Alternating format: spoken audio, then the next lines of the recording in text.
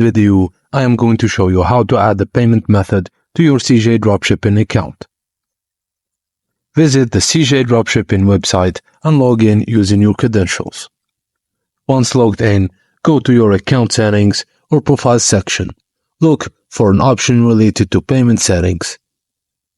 In the payment settings section, you should find an option to manage payment methods. Add a new one. Click on this option to proceed. Depending on your available options, choose the payment method you wish to add. Common payment methods may include credit or debit cards, PayPal, bank transfer, or other online payment processors. Enter the required details for the selected payment method. Some payment methods may require verification to ensure security.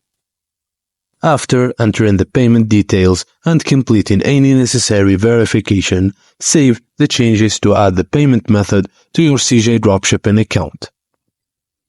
Once the payment method is successfully added, you should receive a confirmation message or notifications.